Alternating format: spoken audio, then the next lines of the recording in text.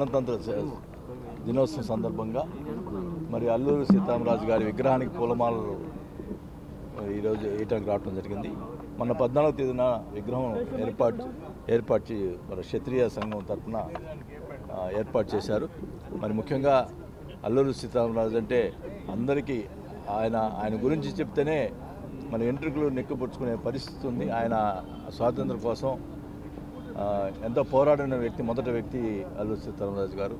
ఆయన ఆశయాలని అందరూ కూడా కొనసాగించాలని, ఆయన